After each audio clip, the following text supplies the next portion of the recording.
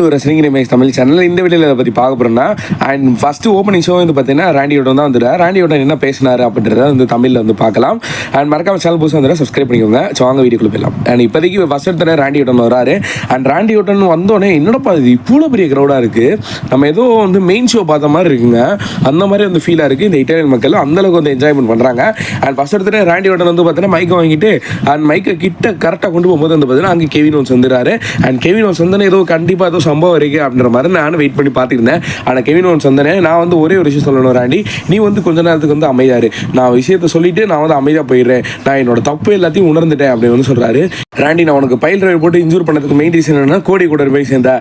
And கோடி அதுக்கப்புறமா அடுத்து செமிசேன் இவங்க எல்லாரும் வந்து பார்த்தீங்கன்னா நான் வந்து இப்போ நான் உணர்ந்துட்டேன். அண்ட் நீ வந்ததுக்கப்புறம் திருப்பி நான் உணர்ந்துட்டேன், இது வந்து ரொம்ப பெரிய தப்பு வந்து பண்ணிட்டேன். அண்ட் எல்லாத்தையும் வந்து பார்த்தீங்கன்னா பைல் டிரைவர் போட்டு வந்து இன்ஜூருக்கு தள்ள பார்த்துட்டேன், நான் வந்து ரொம்ப கொடூரமான ஆள், ஆனால் இப்போ நான் உணர்ந்துட்டேன். அண்ட் ராண்டி ஆனால் நீ வந்து அதே தப்பு வந்து செய்ய வந்த, அதனால தான் லாஸ்ட் அந்த ஸ்மாக் டவுனில் வந்து நீ கார்மலைஸ் கூட மேட்ச் பண்ணி முடிச்சதுக்கப்புறமா அவனுக்கு வந்து பன் கிக் வந்து கொடுக்க பார்த்த, அந்த கிக் எவ்வளோ பெரிய இம்பாக்ட் கொடுக்கணும்னு உனக்கு தெரியும். அந்த கிக்கு வந்து பார்த்தீங்கன்னா இந்த ரெஸ்லிங்கை வந்து பேன் பண்ணியிருந்தாங்க.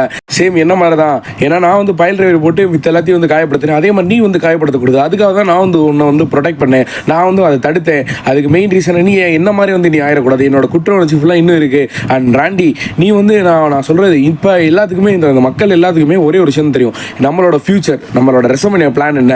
நம்ம ஏற்கனவே வந்து பார்த்தீங்கன்னா பாஸ்ட்டாக டாக் டீம் சாம்பியன் வந்து இருந்தோம், டாக் டீம் சாம்பியனா, அதாவது ரெண்டு ஒரு டீமாக வந்து இருந்திருந்தாங்க.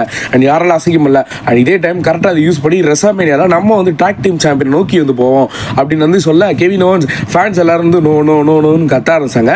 ஆனால் ராண்டி என்ன சொல்லுவார் அப்படின்றத நம்ம வந்து எதிர்பார்த்துக்கிட்டு இருந்தோம். அண்ட் ராண்டி வந்து பார்த்தீங்கன்னா மைக்கை வாங்கிட்டு ஓகே நீ சொல்கிறதெல்லாம் கரெக்ட் தான், ஆனால் பாஸ் டைம் வேறு, பாஸ் எந்த மாதிரி மாறிச்சுன்னு உனக்கு தெரியும், அதுக்கு மாத்திரதே நீ தான் காரணம். அண்ட் அது மட்டும் இல்லை, நீ சொல்கிற மாதிரிலாம் நான் வந்து டாக் டீம் கூட சேர்ந்து டீம் அப் பண்ணுறதுல மூஞ்ச உடைக்கணும் அப்படின்னு சொல்லிட்டு கெட்ட கடாத்தையும் வந்து பேசுகிறாரு.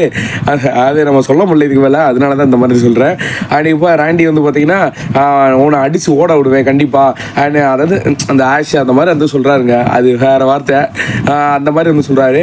அண்ட் திருப்பி வந்து நீ ஒரு கேவலமான வேண்டாம், நீ ஒரு கேவலமான உன்னை ரெசல்மேனியாவில் வந்து பார்த்தீங்கன்னா நீ என்ன எங்களை எல்லாத்தையுமே எந்த அளவுக்கு இன்ஜூர் ஆகணும், அதே மாதிரி அந்த பன்கிக் வச்சு நாங்கள் ஒன்றை வந்து இன்ஜூர் ஆக வேண்டாம் அப்படின்னு வந்து இப்போதைக்கு வந்து நம்ம ராண்டி வந்து சொல்லியிருக்காரு.